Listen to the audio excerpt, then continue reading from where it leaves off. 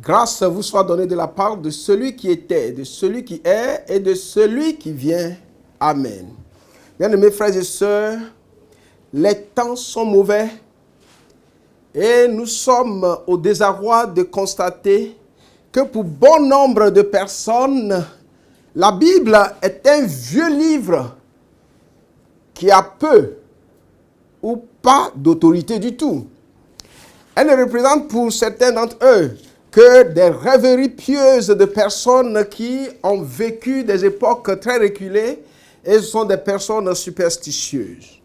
Je voudrais proposer comme thème, où sont les Noé, les Daniel et les Job d'aujourd'hui? Et le texte que je voudrais vous proposer en lecture, frères et sœurs, c'est Ézéchiel, chapitre 14, versets 14 à 23. Et qu'il y eut au milieu de lui ces trois hommes, Noé, Daniel et Job, ils sauveraient leur âme par leur justice, dit le Seigneur l'Éternel.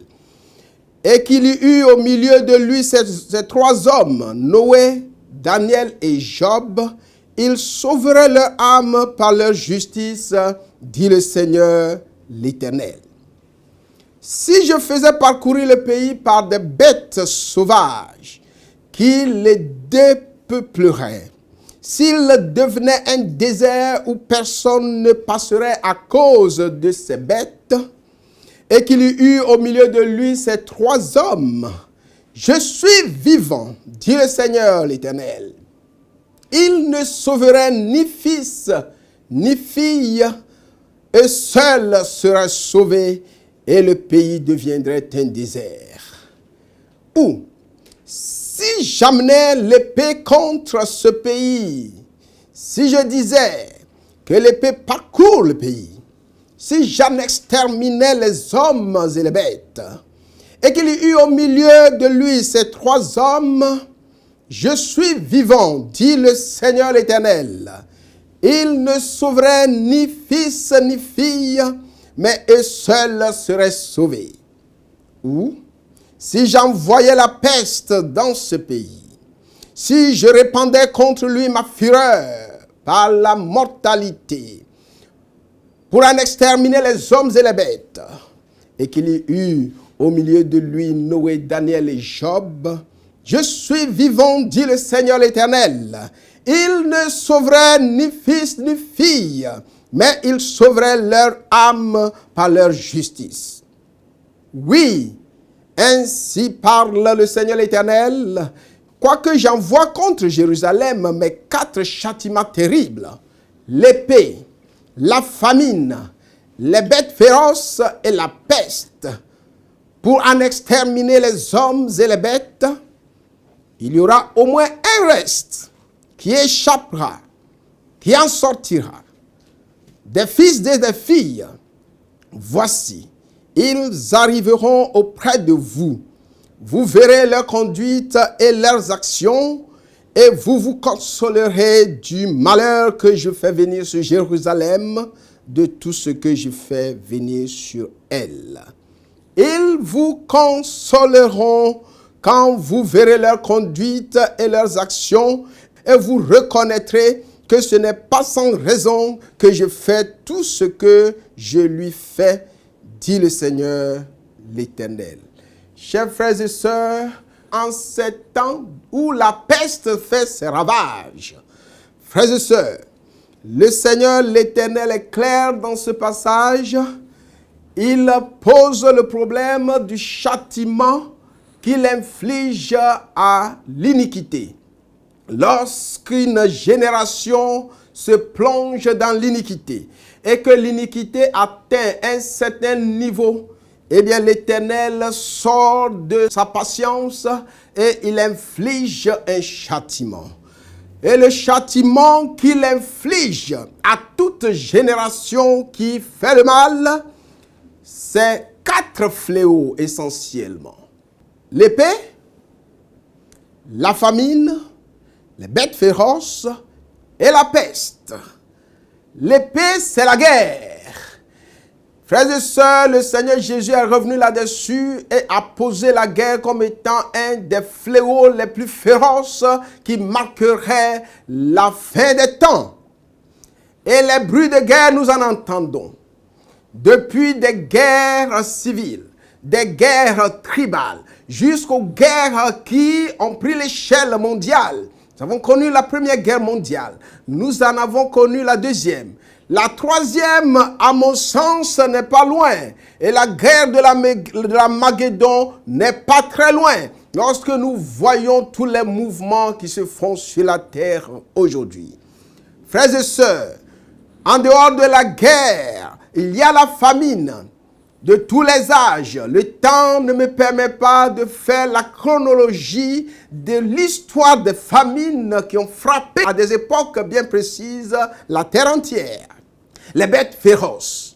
Je me rappelle, lorsque nous étions enfants, on a parlé des sauterelles dévastatrices qui dévastent des plantations entières et qui plongent la terre entière dans la famine. Même aujourd'hui, il y a des sauterelles par endroits sur la face de la terre.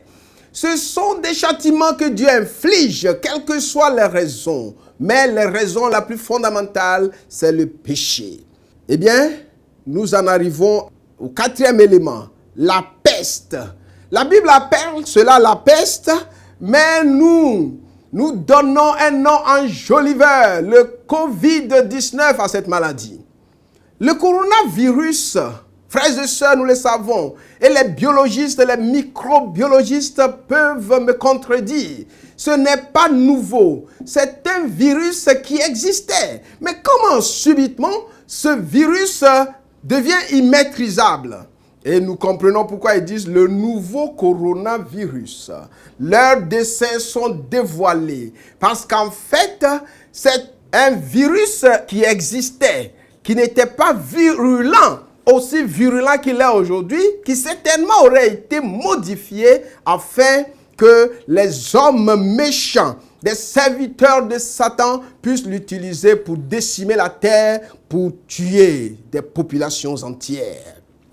Frères et sœurs, dans tous les cas, c'est lorsque le péché atteint son paroxysme que Dieu, lui, il utilise tous ces éléments pour exterminer hommes et bêtes.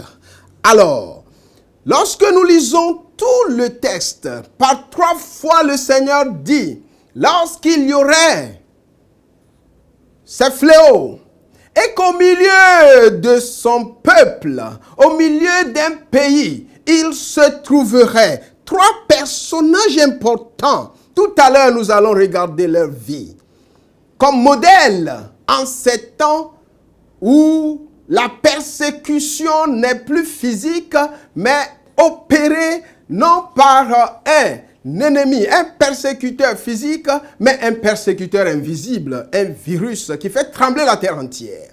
Nous avons l'impression que la terre s'est arrêtée. Les activités se sont arrêtées. L'économie s'est estompée. Et tout est en train d'être bouleversé. Frères et sœurs, cela doit attirer notre attention.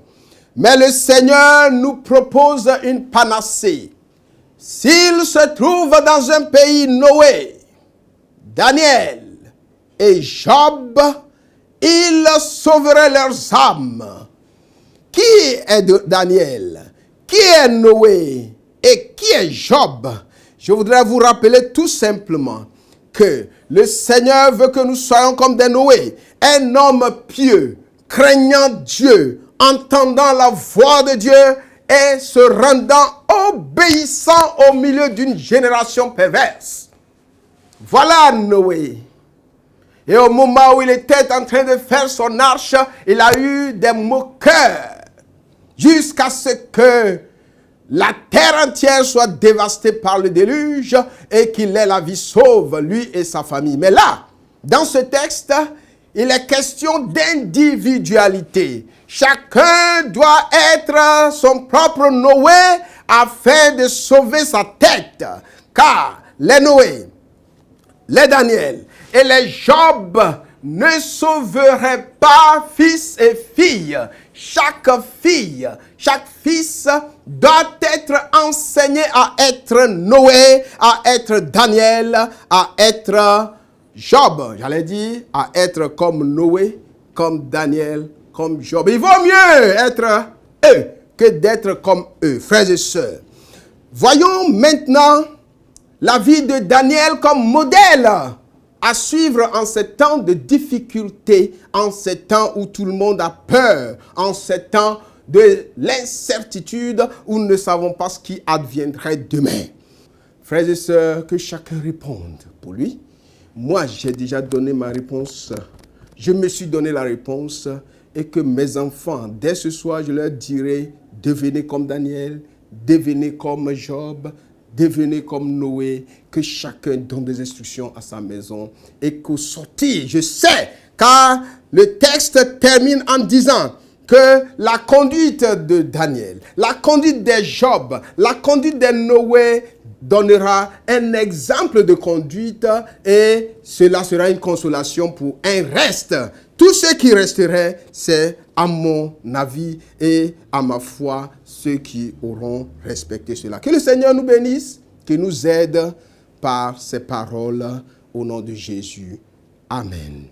Nous allons prier. Père, nous voulons te demander pardon. Pardon pour nos iniquités. La terre entière est plongée dans le mal et le mensonge. La terre entière est plongée dans l'iniquité. Et cela provoque ta colère. Nous prions que tu nous pardonnes. Seigneur, je voudrais te prier de reprendre à main, oui, de reprendre à main le cœur des hommes sur toute la face de la terre, de ramener les cœurs à toi. Car l'objectif que tu vises, nous le savons, c'est ramener les cœurs à toi et de renforcer le culte familial pour ceux qui croient en toi. Que cela arrive maintenant, Seigneur. Que cela soit réalisé maintenant au nom de Jésus, celui qui est mort et qui est ressuscité et acquis pour nous l'éternité. Amen.